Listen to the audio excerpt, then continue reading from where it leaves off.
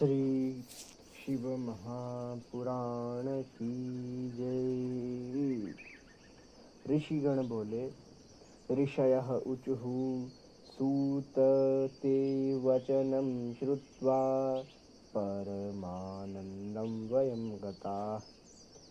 विस्तारात् कथय प्रीत्या तदेव व्रतमुत्तमं कृतं पुरा च केनेह सूतैतद्व्रतमुत्तमं कृत्वाप्यज्ञानतश्चैव प्राप्तं किं फलमुत्तमम्।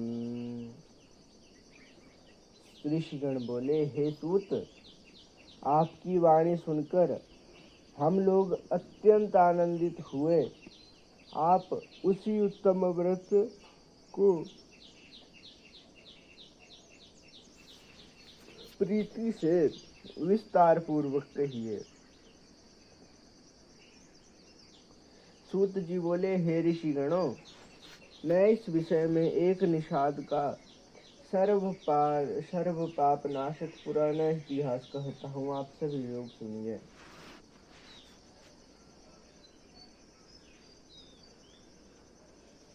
पूर्व समय में किसी वन में गुरुद्रुह नामक कोई बलवान, निर्दयी तथा क्रूर कर्म में तत्पर रहने वाला भील कुटुंब के साथ रहता था। क्रूर कर्म करने में तत्पर गुरुद्रुह नामक निषाद, वह सदैव वन में जाकर प्रतिदिन पशुओं का वध करता था और वहीं वन में निवास करते हुए उनके अनेक प्रकार की चोरियां करता था। उसने बाल्यावस्था से लेकर अभी कोई शुभ कर्म नहीं किया। इस प्रकार वन में उस दुष्ट आत्मा का बहुत समय बीत गया। किसी समय शिवरात्रि का उत्तम दिन आया।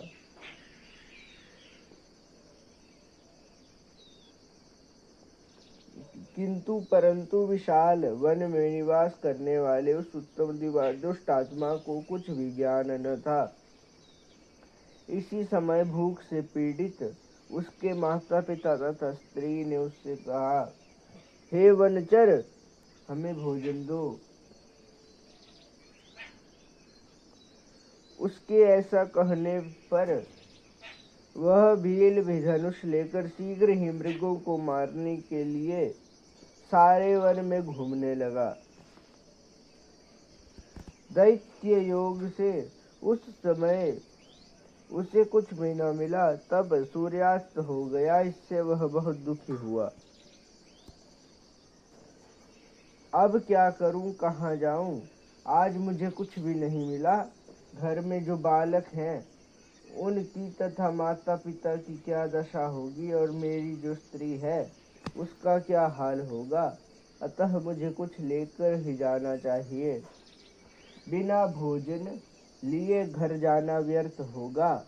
ऐसा विचार कर वह व्याध किसी जलाशय के समीप गया और वहां जल में उतरने के लिए घाट था, वह जाकर बैठ गया। इस स्थान पर जल पीने के लिए कोई जंतु अवश्य ही आएगा। तब उसे मारकर मैं अपना कार्य सिद्ध करके आनंद पूर्वक अपने घर चला जाऊंगा। ऐसा वह विचार करने लगा कि इस घाट पे कोई तो जल पीने आएगा। इस प्रकार विचार कर वह भील जल लेकर पास ही स्थित किसी बिल्व वृक्ष पर चढ़कर बैठ गया। उस रात के प्रथम पहर में प्यास से व्याकुल एक हरिणी चकित हो कूदती फांदती वहां आई। उसके ऐसा करते ही जल तथा कुछ बिल्व वृक्ष नीचे गिर पड़े, जहाँ पर एक विशाल शिवलिंग था। इस प्रकार प्रथम प्रहर की शिव पूजा व्याध के द्वारा संपन्न हो गई, जिसकी महिमा से उसके पाप नष्ट हो गए।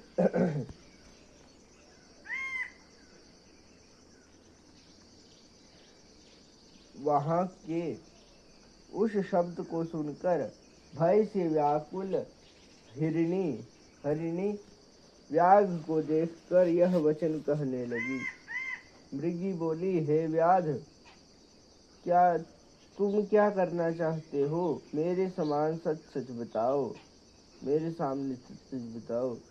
तब हरिणी की वह बात सुनकर व्याध ने मुझसे वचन कहा। व्याध बोला, आज मेरा सारा परिवार भूखा है, मैं तुम्हें मारकर उन्हें तृप्त करूंगा। तब उससे इस दारुण वचन को सुनकर एवं उस महादुष्ट को देखकर मैं क्या करूं, कहाँ जाऊं? अच्छा, कोई उपाय करती हूँ, ऐसा विचार कर वहां से उसने यह वचन कहा।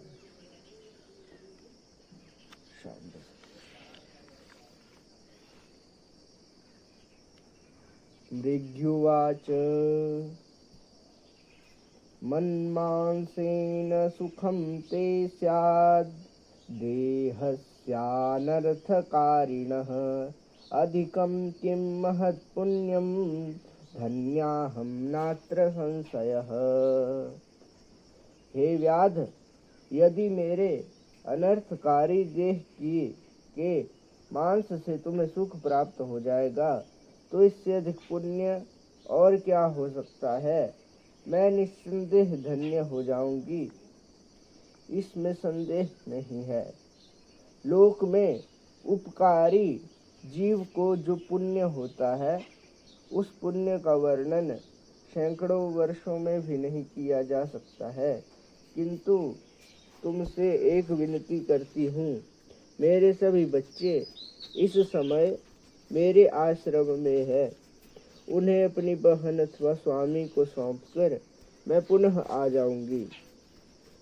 हे वनेचर, तुम मेरी बात को झूठ मत जानो, मैं अवश्य ही तुम्हारे पास पुनः आ जाऊंगी, इसमें संदेह नहीं है।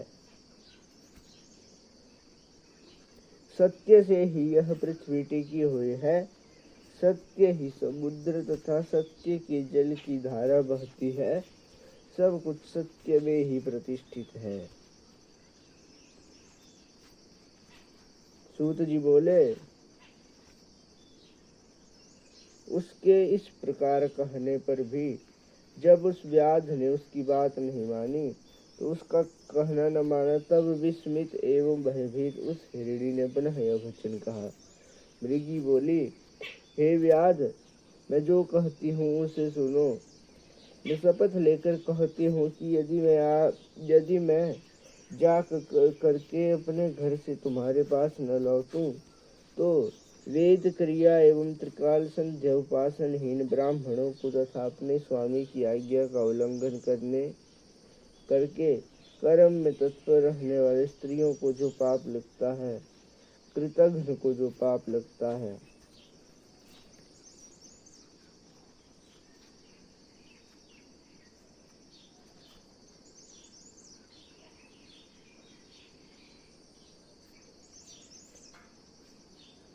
परद्रोही को जो पाप लगता है, धर्म का उल्लंघन करने को जो पाप लगता है, विश्वासघाती एवं छल करने वाले को जो पाप लगता है, यह सब पाप मुझे लगे यदि मैं तुम्हारे पास पुनः न आई।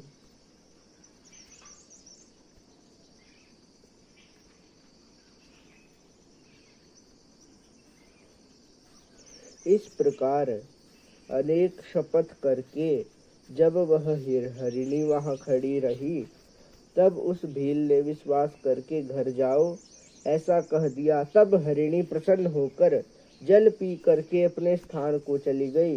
तब उसका प्रथम पहर बिना निद्रा के बीत गया। इसी बीच उसकी बहन जो दूसरी हिरणी थी, वह उत्कंठापूर्वक उसे खोजती हुई जल पीने के लिए पुनः वहां आ गई। उसे देखकर भील ने बाण को पुनः खींचा, जिससे पहले के समान ही जल तथा बिल्व पत्र शिवजी के ऊपर गिर पड़े। जिससे पहले के भांति ही बिल्व पत्र शिवजी के ऊपर गिर पड़े। उसके कारण संयोगवश महात्मा सदाशिव की दूसरे पहर की भी पूजा हो गई, जो व्याध के लिए सुखप्रद थी। उस हिरणी ने उसकी ओर देखकर कहा, हे वनेचर, यह क्या कर रहे हो? उसने पहले की भांति अपना प्रयोजन कहा। यह सुनकर उस मृगी ने पुनः कहा, मृग्युवाच, धन्याहं श्रूयतां व्याध सफलं देहधारणम् अनित्येन शरीरेण ह्युपकारो भविष्यति, परन्तु मम बालाश्च गृहे तिष्ठन्ति चार्भकाः भर्तृतांश्च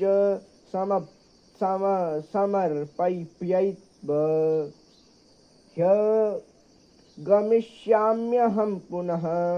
हे व्याध, सुनो, मैं धन्य हूँ। आज मेरा देह धारण करना सफल हुआ, क्योंकि अनित्य शरीर से उपकार होगा। परंतु मेरे बच्चे घर पर हैं, उन्हें मैं अपने स्वामी को सौंपकर पुनः यहाँ आ जाऊंगी। व्याध बोला, मैं तुम्हारी बात नहीं मानता, तुम्हें अवश्य मारूंगा, इसमें संशय नहीं है। यह सुनकर हिरणी भगवान विष्णु की शपथ करती हुई कहने लगी। मृगी बोली, हे व्याध, मैं जो कहती हूँ उसे सुनो। यदि मैं पुनः न आऊं तो अपनी बात से विचलित होने वाले जिस प्रकार संतुष्ट नष्ट हो जाता है, अपनी बात से विचलित होने वाले का जिस प्रकार सुकृत नष्ट हो जाता है, अथवा जो मनुष्य अपनी विवाहिता स्त्री को छोड़कर दूसरी स्त्री से समागम करता है, जो वेद धर्म का उल्लंघन कर मनमाने मार्ग में चलता है, विष्णु भक्त होकर जो शिव की निंदा करता है, माता पिता के क्षयाह के आने पर जो बिना श्राद्ध आदि उसे सुना ही बिता देता है, जो दिए हुए वचन को जो संताप का अनुभव करते हुए पूरा करता है, इन्हें जो पाप लगता है वह पाप मुझे लगे यदि मैं न आऊं। सूत जी बोले, उसके ऐसा कहने पर व्याध ने मृगी से कहा, जाओ तुम। वह मृगी भी प्रसन्न हो गई, तब जल पीकर अपने स्थान पर चली गई। तब तक उस व्याघ का दूसरा पहर भी बिना निद्रा के ही बीत गया।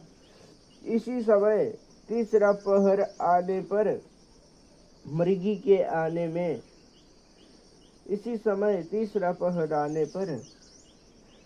के आने में विलंब जानकर वह चकित हो उसे ढूंढने लगा। तब उस पहर में उस एक मृग जलमार्ग की ओर आता हुआ दिखाई पड़ा।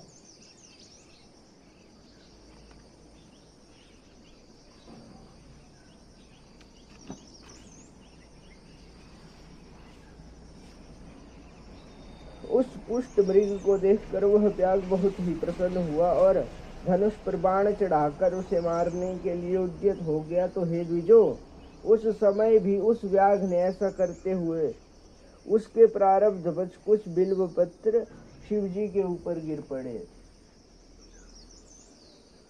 इस प्रकार उस रात्रि में उस भील के भाग्य से तीसरे पहर की भी शिवजी की पूजा हो गई।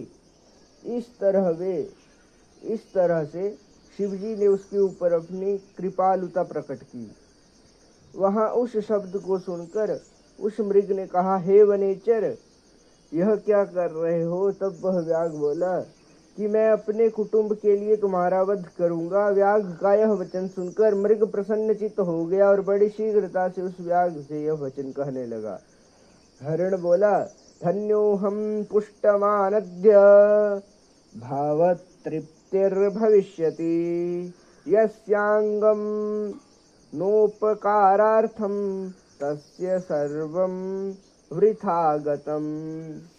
मैं धन्य हूँ जो इतना पुष्ट हूँ जिससे तुम्हारी तृप्ति हो जाएगी। जिसका शरीर उपकार के लिए प्रयुक्त न हो उसका सब कुछ निष्फल हो जाता है। जो सामर्थ्य युक्त रहते हुए भी उपकार नहीं करता उसका सामर्थ्य निष्फल है। वह परलोक में जाने पर नरक प्राप्त करता है, किंतु मैं अपने बच्चों को उनकी माता को सौंपकर उन सभी को धैर्य देकर पुनः आ जाऊंगा। उसके ऐसा कहने पर वह व्याध अपने मन में बहुत ही विस्मित हुआ। थोड़े शुद्ध मन वाला तथा नष्ट हुए पाप समूहों वाले उस व्याघ ने यह वचन कहा। व्याघ बोला, जो जो यहाँ आए सभी तुम्हारे जैसे ही कहकर चले गए, किंतु वे वंचक होकर भी उसी प्रकार झूठ बोलकर चले जाएंगे। आज इस प्रकार मैं जीवन निर्वाह कैसे करूंगा। मृग बोला, हे व्याध, मैं जो कहता हूँ उसे सुनो, मैं झूठ नहीं बोलता। यह सारा चराचर ब्रह्मांड सत्य से ही प्रतिष्ठित है। जिसकी वाणी मिथ्या होती है उसका पुण्य क्षण मात्र में नष्ट हो जाता है। तथापि हे भील, तुम मेरी सत्य प्रतिज्ञा को सुनो। संध्या काल में मैथुन करने से, शिवरात्रि को भोजन करने से, झूठी गवाही देने से, धनोहरण करने से, संध्या रहित ब्राह्मण को जिसके मुख से शिव नाम उच्चारण नहीं होता, सामर्थ्य होते हुए भी जो उपकार नहीं करता, शिव पर्व के दिन बेल को तोड़ने से, अभक्ष्य भक्षण से और बिना शिव पूजन किए एवं शरीर में बिना भस्म का लेप किए जो भोजन करता है, इन सभी को जो पाप लगता है वह पाप मुझे लगे यदि मैं पुनः लौट कर न आऊं। सूत जी बोले, इति श्रुत्वा वचस्तस्य गच्छ शीघ्रं समाव्रज सव्याधेनैव मुक्तस्तु जलं पीत्वा गते मृगः। यह वचन सुनकर व्याघ्र ने उससे कहा, शीघ्र लौट कर आना। तब वह हरिण जल पीकर चला गया। उसके बाद भली भांति प्रतिज्ञा किए हुए वे सभी मृग एवं मृगी अपने आश्रम पर जाकर परस्पर मिले और एक दूसरे को सारा समाचार परस्पर निवेदन किया। इस प्रकार सारा वृत्तांत सुनकर सभी ने सत्यपाश में नियंत्रित होने के कारण विचार किया कि हमें वहां निश्चित रूप से जाना चाहिए, और तब अपने बालकों को धीरज देकर वे जाने को तैयार हो गए। उनमें से जो हरिणी सबसे बड़ी थी, उसने अपने स्वामी से कहा, हे मृग, तुम्हारे बिना ये बालक किस प्रकार यहाँ निवास करेंगे। हे प्रभु, मैं व्याध के पास जाने के लिए पहले प्रतिज्ञा कर चुकी हूँ, अतः पहले वहां मुझे जाना चाहिए। आप दोनों यहीं रहें। उसकी यह वचन सुनकर छोटी हरिणी ने वचन कहा, मैं तुम्हारी सेविका हूँ, आज मैं जाती हूँ और तुम यहीं पर रहो। यह सुनकर मृग ने कहा, मैं ही वहां जा रही हूँ, तुम दोनों यहीं रहो, क्योंकि माता के द्वारा ही बालकों की रक्षा होती है। तब स्वामी की बात सुनकर उन्होंने उसे धर्म के अनुकूल नहीं समझा। वे बड़े प्रेम से अपने पति से कहने लगी कि विधवा बनकर जीना धिक्कार है। इसके बाद उन बालकों को धैर्य देकर तथा उन्हें पड़ोसियों को सौंपकर भी वे सभी शीघ्र वहां गए जहां व्याघ्र श्रेष्ठ स्थित था। तब वे सभी बच्चे भी यह सोचकर पीछे पीछे चल पड़े कि इनकी जो गति होगी वह गति हमारी भी हो।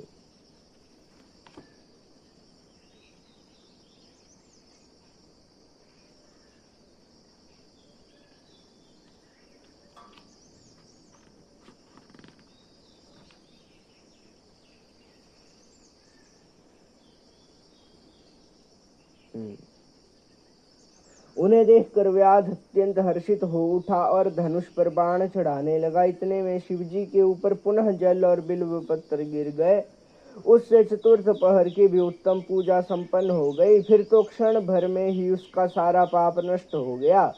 उस समय दोनों मृगियों एवं मृग से शीघ्रता पूर्वक कहा, हे व्याघ्र श्रेष्ठ, अब तुम हम लोगों पर कृपा करो और हमारे शरीर को सामर्थ करो। उसकी यह बात सुनकर भील आश्चर्यचकित हुआ। शिवजी की पूजा करते हुए प्रभाव से उसे दुर्लभ ज्ञान प्राप्त हो गया। ज्ञान रहित ये मृग धन्य है, जो परम सम्माननीय है, जो अपने शरीर से परोपकार करने में तत्पर रहते हैं। मैंने इस समय मनुष्य जन्म पाकर भी क्या फल प्राप्त किया। मैंने दूसरों के शरीर को ही पीड़ित करके अपने शरीर का पालन किया। हाय, मैंने नित्य अनेक पाप करके अपने कुटुंब का पालन पोषण किया है। इस प्रकार के पाप करने के कारण अब आगे मेरी क्या गति होगी, मैं किस गति को प्राप्त होऊंगा। हाय, मैंने तो जन्म से ही पाप किया। मैं इस समय ऐसा सोच रहा हूँ, मेरे जीवन को धिक्कार है, धिक्कार है। इस समय ज्ञान को प्राप्त हुए वह व्याघ्र अपने बाण को उतारते हुए कहने लगा कि हे श्रेष्ठ मृगों, तुम लोग धन्य हो, अब जाओ। तब उसके इस प्रकार कहने पर शंकर जी ने प्रसन्न होकर अपने लोक पूजित उत्तम स्वरूप को उसे दिखाया। इसके बाद कृपा पूर्वक उस व्याध को स्पर्श कर शिवजी ने प्रसन्नता पूर्वक कहा,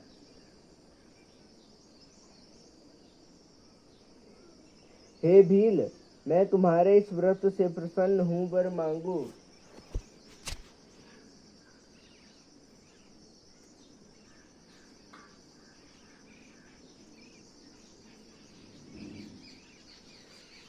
व्याघ्र भी शिवजी के स्वरूप को देखकर क्षण मात्र में मुक्त हो गया और मैंने आज सब कुछ पा लिया, ऐसा कहता हुआ शिवजी के चरणों में गिर पड़ा। शिवजी भी प्रसन्नचित होकर उसे गुह ऐसे नाम देकर उसकी और कृपा दृष्टि से देखकर दिव्य वर दिए। शिवजी बोले, हे व्याध, सुनो, इस समय तुम श्रृंगवेरपुर में अपनी श्रेष्ठ राजधानी बनाकर यथेष्ट दिव्य सुखों को उपभोग करो। वहां अक्षय रूप से तुम्हारे वंश की वृद्धि होगी। हे व्याध, तुम देवताओं के लिए प्रशंसनीय होंगे। तुम्हारे घर साक्षात श्री रामचंद्र जी निश्चित रूप से पधारेंगे। मेरे भक्तों से प्रेम करने वाले जो तुम से मित्रता करेंगे और मेरी सेवा में आसक्त चित्त वाले तुम दुर्लभ मोक्ष को प्राप्त कर लोगे। सूत जी बोले, इसी बीच वे सभी मृग शिवजी का दर्शन कर उन्हें प्रणाम करके मृग योनि से मुक्त हो गए। वे शिव के दर्शन मात्र से शाप मुक्त हो गए और दिव्य देह धारण करके विमान पर चढ़कर आरूढ़ हो गए।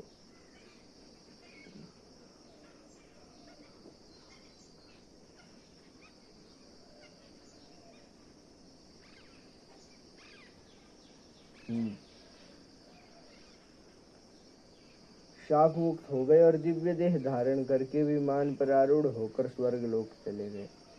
तभी से शिवजी अर्बुदाचल पर्वत पर व्याधेश्वर नाम से प्रसिद्ध हुए। तभी से शिवजी अर्बुदाचल पर्वत पर व्याधेश्वर नाम से प्रसिद्ध हुए, जो दर्शन मात्र से पूजन से शीघ्र भोग एवं मोक्ष प्रदान करने वाले हैं। हे ब्राह्मण श्रेष्ठों, उस भील ने सभी दिन सुखों का उपभोग करने के उपरांत श्री राम कृपा प्राप्त कर शिव सायुज्य प्राप्त कर लिया। अज्ञानवश इस व्रत को करके उसने सायुज्य मुक्ति को प्राप्त किया, तो फिर यदि भक्ति भाव से युक्त मनुष्य शुभ सायुज्य मुक्ति को प्राप्त करते हैं तो इसमें आश्चर्य ही क्या है। मैंने समस्त शास्त्रों तथा अनेक धर्मों का चिंतन करके शिव व्रतों को सर्वश्रेष्ठ कहा है। इस शिवरात्रि व्रत को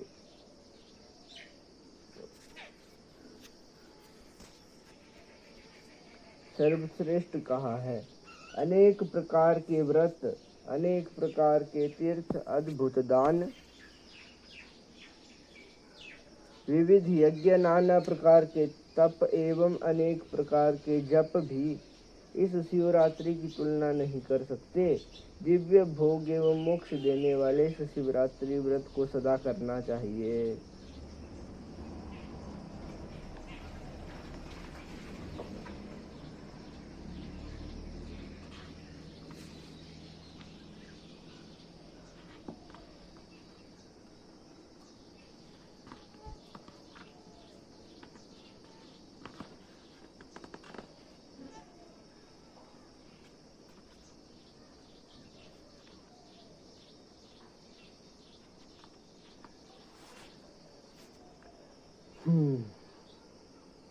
ऋषिगण बोले, हे सूत जी, आपने मुक्ति की चर्चा की। उस मुक्ति से क्या लाभ होता है और उसकी कैसी अवस्था होती है, हम लोगों को बताइए। सूत उवाच मुक्तिश्चतुर्विधा प्रोक्ता श्रूयतां कथयामि वः संसार क्लेश संहर्त्री परमानंददायिनी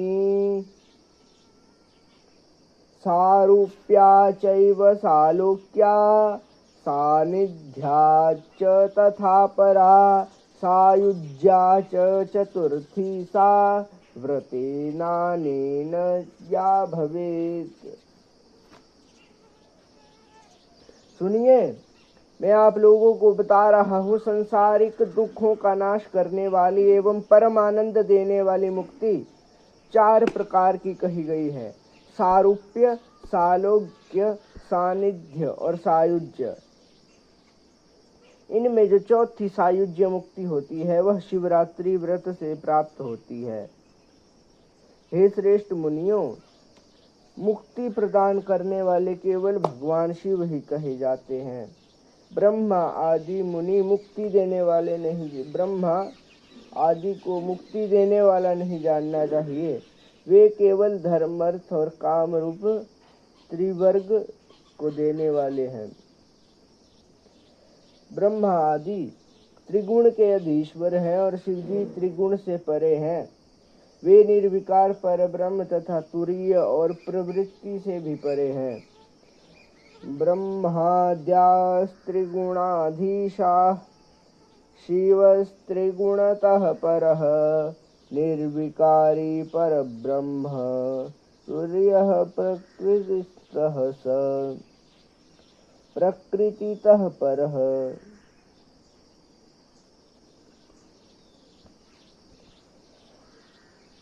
हे श्रेष्ठ ब्रह्म, वे ज्ञान स्वरूप, अव्यय, साक्षी, ज्ञान गम्य, स्वयं अद्वय, कैवल्य मुक्ति के दाता एवं त्रिवर्ग भी देने वाले हैं। कैवल्य नामक 5वीं मुक्ति मनुष्यों को सर्वथा दुर्लभ है। हे ऋषियों, मैं उसका लक्षण बताऊंगा, आप लोग सुनिए। हे मुनीश्वरों, यह सारा जगत जिससे उत्पन्न होता है, जिसके द्वारा पालित होता है और निश्चय ही वह जिसमें लीन हो जाता है तथा जिससे यह सब कुछ व्याप्त है, वह शिव स्वरूप कहा जाता है। वही सकल एवं निष्कल 2 रूपों में वेद में वर्णित है। विष्णु उस रूप को न जान सके, ब्रह्मा जी भी उसे न जान सके, सनत कुमार आदि न जान सके और नारद भी नहीं जान सके। व्यास पुत्र शुकदेव व्यास जी, उसने पहले सभी मुनीश्वर, सभी देवता, वेद तथा शास्त्र भी उसे नहीं जान पाए। हे मुनीश्वरों, यह सारा जगत जिससे उत्पन्न होता है, जिसके द्वारा पालित होता है और निश्चय ही वह जिसमें लीन होता है तथा जिससे यह सब कुछ व्याप्त है, वही शिव का स्वरूप कहा जाता है। वही सकल एवं निष्कल 2 रूपों में वर्णित है।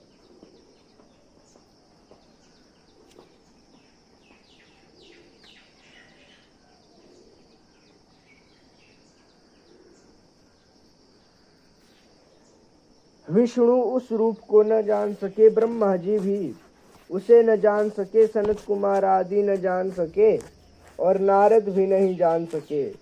व्यास पुत्र शुकदेव व्यास जी, उसने पहले सभी मुनीश्वर, सभी देवता तथा शास्त्र भी उसे नहीं जान सके। वह सत्य ज्ञान स्वरूप आनंद, सतचित आनंद स्वरूप, निर्गुण, उपाधि रहित, अव्यय एवं शुद्ध निरंजन है। वह न रक्त है, न पीत है, न श्वेत है, न नील है, न हश्व है, न दीर्घ है, न स्थूल है, न ही तो सूक्ष्म है। मन सहित वाणी आदि इंद्रियां जिसे बिना किए ही लौट आती हैं, वही परब्रह्म शिव नाम से कहा गया है। वही परब्रह्म शिव नाम से कहा गया है। वह न रिक्त है, रक्त है, न पीत है, श्वेत, नील, हश्व, दीर्घ, स्थूल, ना ही वो सूक्ष्म है। वह सत्य ज्ञान स्वरूप अनंत, सतचित आनंद, निर्गुण, उपाधि रहित, अव्यय, शुद्ध एवं निरंजन है। जिस प्रकार आकाश व्याप्त है, उसी प्रकार यह शिव तत्व भी व्याप्त है। जिस प्रकार आकाश व्याप्त है, उसी प्रकार यह शिव तत्व भी व्याप्त है। यह माया से परे परमात्मा द्वंद्व रहित तथा मत्सर शून्य है। हे द्विजो, उसकी प्राप्ति शिव विषयक ज्ञान के उदय से, शिव के भजन से अथवा सज्जनों के सूक्ष्म विचार से होती है।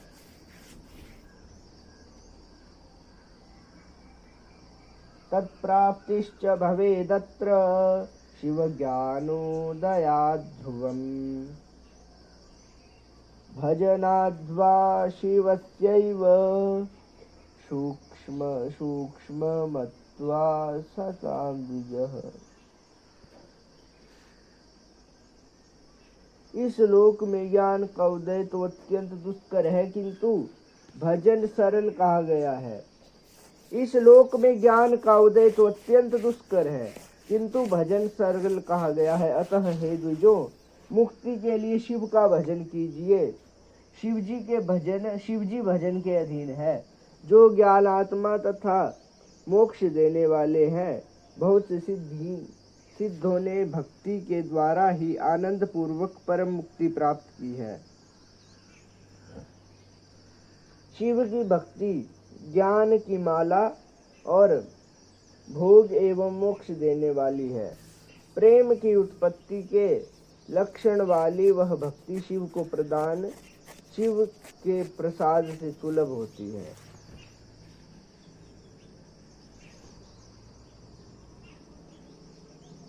हे द्विजो, वह भक्ति सगुण एवं निर्गुण के भेद से अनेक प्रकार की हो गई है। जैसे जैसे वैधि और स्वाभाविकी भक्ति बढ़ती है, वैसे वैसे श्रेष्ठ हो जाता है। जैसे जैसे वेदी और स्वाभाविकी बढ़ती जाती है, वैसे वैसे स्थिति श्रेष्ठ होती जाती है। वह नैष्ठिकी तथा अनैष्ठिकी के भेद से दो प्रकार की कही गई है।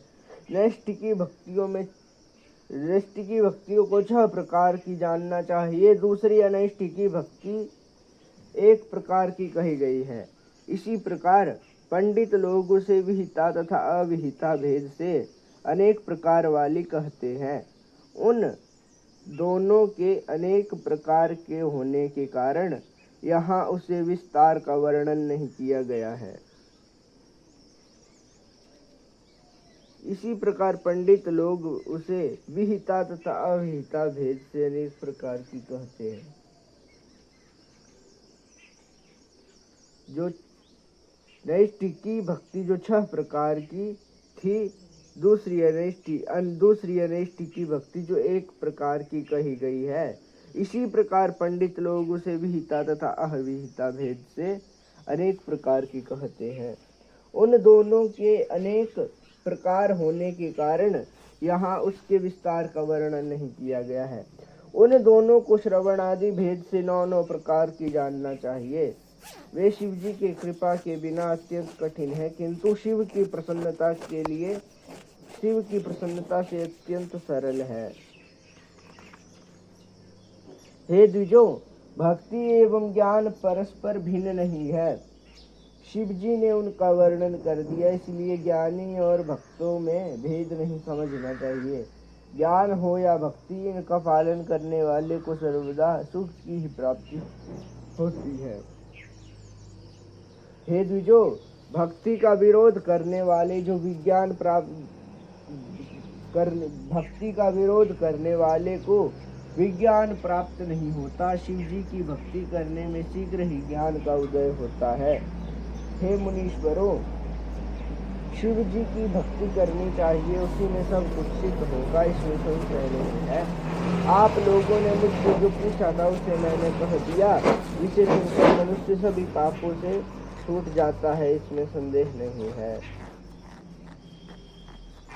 तस्माद् भक्तिर्महेशस्य साधनीया मुनीश्वराः, तयैव निखिलं सिद्धं भविष्यति न संशयः। इति पृष्टं भवद्भिर्यत्तदेव कथितं मया, यच्छ्रुत्वा सर्वपापेभ्यो मुच्यते नात्र संशयः।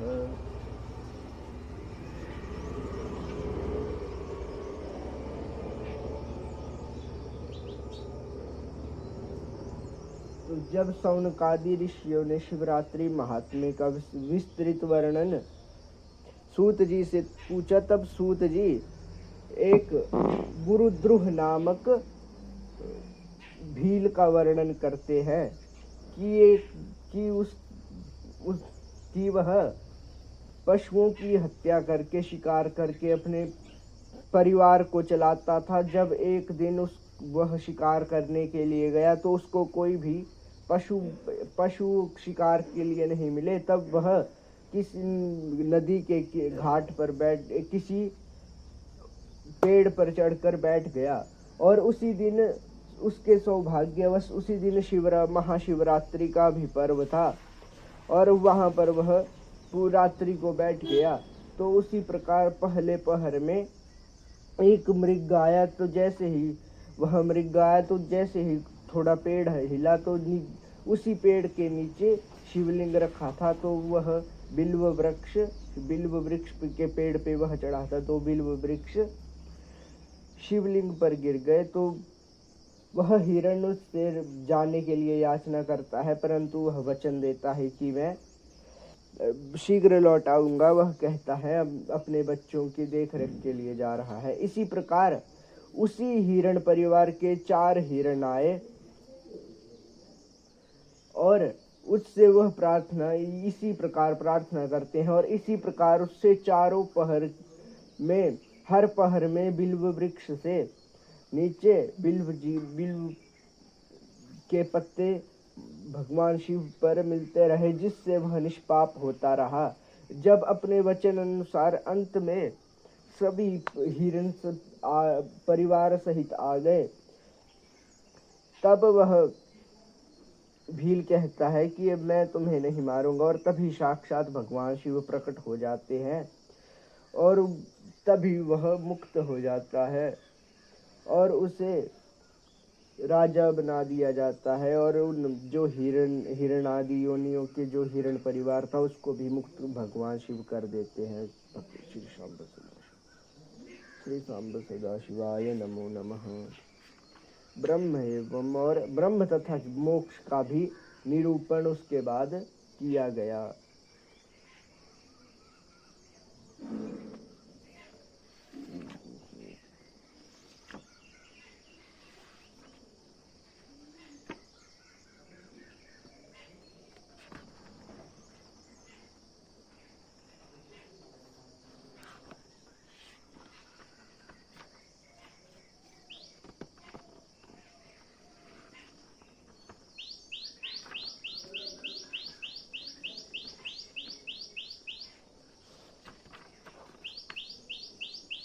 श्री सांब सदाशिव यो धत्ते निजमायैव भुवनाकारं विकारोज्झितो, यस्याहुः करुणकटाक्षविभवौ स्वर्गापवर्गाभिधौ, प्रत्यग्बोधसुखाद्वयं हृदि सदा पश्यन्ति यं योगिनस्तस्मै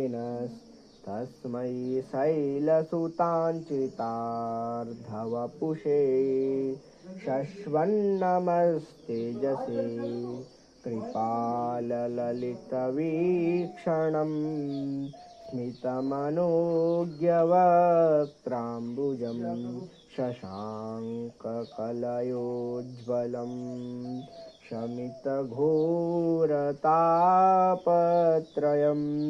करोतु किमपि स्फुरत्परमसौख्य सच्चिद्वपुः वपुर्धराधरसुता भुजोज्ज्वलयितं महो मङ्गलम्।